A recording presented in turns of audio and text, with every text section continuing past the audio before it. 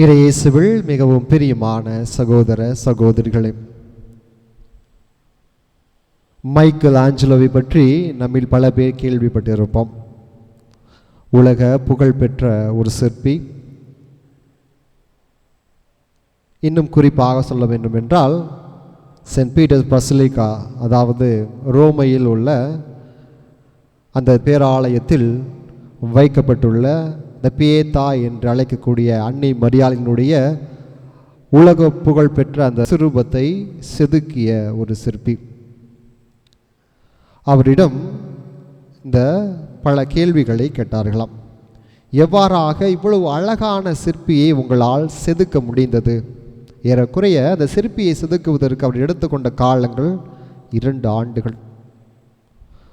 பல்வேறு சிற்பிகள் அந்த கல்லை பார்த்துட்டு இது ஒன்றுக்கும் உதவாத கல் என்று நகர்ந்து சென்ற போதில் இந்த ஒரே ஒரு சிற்பி மைக்கேல் ஏஞ்சலோ மட்டும் அந்த உதவாத கல்லை, ஒன்றுக்கும் உதவாமல் போன அந்த கல்லை எடுத்து மெதுவாக செதுக்க ஆரம்பித்தாராம். அவர் செதுக்கும் பொழுது பல்வேறு விமர்சனங்கள். ஏன் ஒன்றுமே இல்லாத கல்லை அவர் என்ன பண்ண போகிறாரு அப்படி என்று. நாட்கள் கடந்தன, ஆண்டுகள் கடந்தன.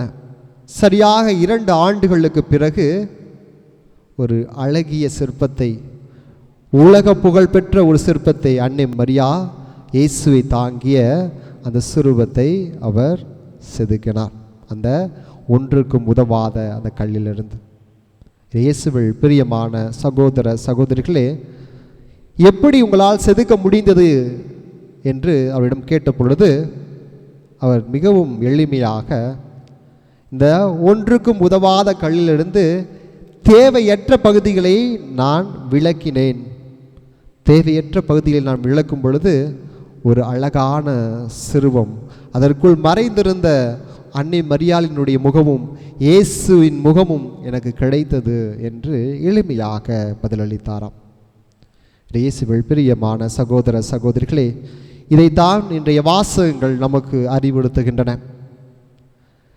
நாம் யாருடைய கரங்களில் இருக்கிறோம் என்பதுதான் இங்கு முக்கியமாக இருக்கின்றது. நாம் எப்படிப்பட்டவர்களாக வேண்டுமானாலும் இருக்கலாம், நாம் நல்லவர்களாக இருக்கலாம், தீயவர்களாக இருக்கலாம், நாம் எப்படிப்பட்டவர்கள் வேண்டுமானாலும் இருக்கலாம்.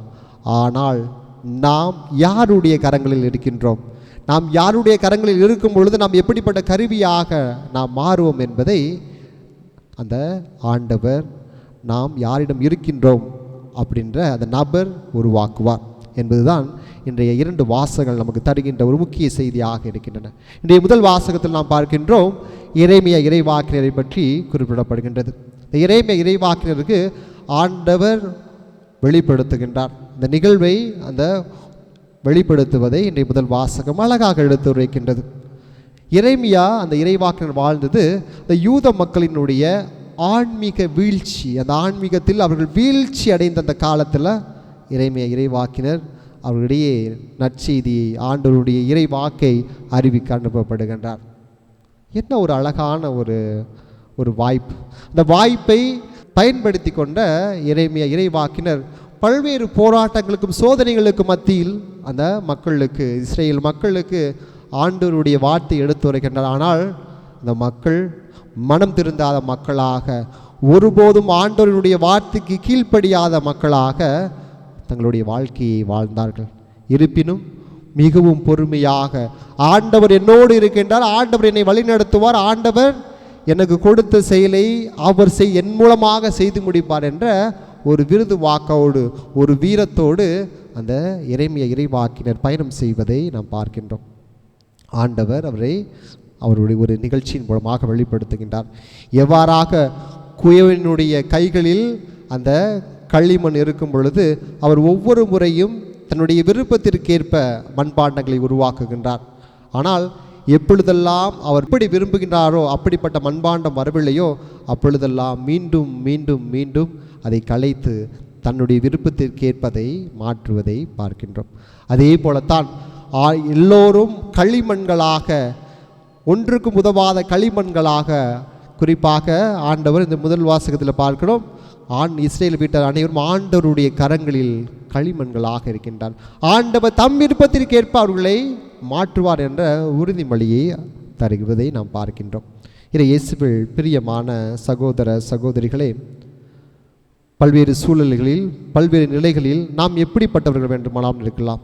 நம்மை சுற்றி கோபம், பொறாமை, பேராசை, பாவங்கள் என்று நம்மை சுற்றி தேவையற்ற குணங்கள் இருக்கலாம்.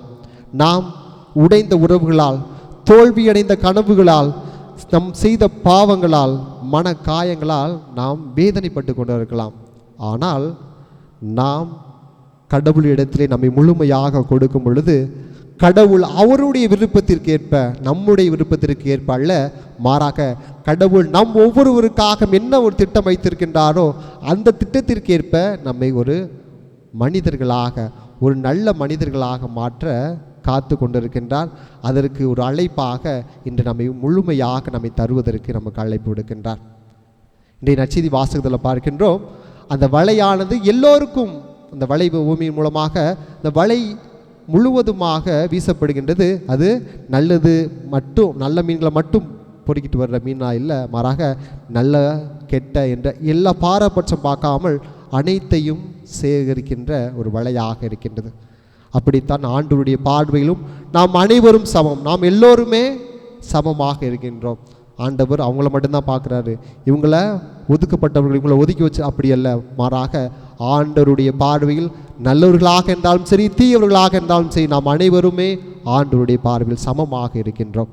ஆனால் ஆண்டவர் நமக்கான நேரத்தை ஒதுக்குகின்றார், நமக்கான நேரத்தை தருகின்றார், நாம் மனமாறுவதற்கான நேரத்தை தருகின்றார். நாம் உண்மையான மனமாற்றம் பெற்று ஆண்டவரிடத்தில் வருகின்றமா என்பதற்காக ஒரு காத்திருப்பாக தன்னை முழுவதுமாக கொடுக்கின்ற ஒரு இறைவனாக இருப்பதை இன்றைய நற்செய்தி வாசகம் எடுத்திருக்கின்றது. இயேசுவில் பிரியமான சகோதர சகோதரிகளே, நாம் எல்லோரும் ஒரு உடைந்த களிமண். ஆனால் யாருடைய கைகளில் இருக்கிறோம் என்பது மிகவும் முக்கியமாக இருக்கின்றது. நாம் ஆண்டவருடைய கைகளில் ஒரு உடைந்த களிமண்ணாக இருக்கும் பொழுது ஆண்டவர் உடைந்து போன களிமண்ணிலிருந்து, ஒன்றுக்கும் உதவாத அந்த களிமண்ணிலிருந்து ஒரு அழகான பானையை, ஒரு அழகான ஒரு குவளையை உருவாக்குவார். அதே போல் நாம் ஆண்டவர் பாதத்தில் முழுமையாக கொடுக்கும் பொழுது ஆண்டவர் நம்மை ஒரு புனிதர்களாக, ஒரு நல்ல மனிதர்களாக, அவருடைய கருவிகளாக மாற்றுவார். எப்படி திருப்பலியில் அப்பமும் திராட்சை ரசமும் இயேசுவின் உடலாகவும் இயேசுவின் திரு இரத்தமாகவும் மாறுவது போல நம்முடைய வாழ்க்கையும் அவரிடம் கொடுக்கும் பொழுது ஒரு புது படைப்பாக மாறும். நாம் இன்றைய தினத்திலே ஆண்டவரிடத்தில் இப்படிப்பட்ட ஒரு வேண்டுதலை கேட்போம். ஆண்டவரே, நான் ஒன்றுக்கும் உதவாமல் போன ஒரு களிமண்ணாக இருக்கின்றேன், என்னை ஒரு புது படைப்பாக, ஒரு புது மனிதனாக மாற்றும் ஆண்டவரே என்று இந்த திருப்பலியில் மன்றாடுவோம். பல நேரங்களில் எப்படி அந்த மைக்கேல் ஏஞ்சலோ ஒன்றுக்கும் உதவாமல் போன அந்த கல்லை செதுக்கி ஒரு அழகான அன்னை மரியாவின் முகத்தையும் இயேசுவினுடைய முகத்தையும் ஒரு அழகான சிற்பத்தை நமக்கு தந்தாரோ, அதே போல் நம்மிடம் இருக்கின்ற தேவையற்ற செயல்கள், தேவையற்ற குணநலன்களை நாம் ஆண்டவரிடத்தில் கொடுக்கும் பொழுது ஆண்டவர் நம்மை செதுக்கி ஒரு புனிதர்களாக, ஒரு நல்ல மனிதர்களாக இந்த உலகத்திற்கு தருவார். அப்படிப்பட்ட நம்பிக்கையோடு கண்களை மூடி ஜெபிப்போம்.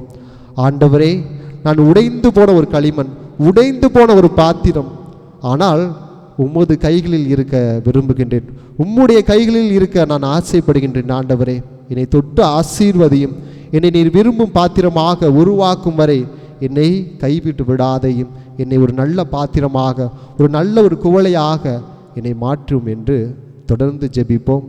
ஆண்டவர் நம்மை அவருடைய கருவியாக, ஒரு புதிய மனிதர்களாக, ஒரு புதிய புனிதர்களாக நம்மை மாற்றுவார். ஆமேன்.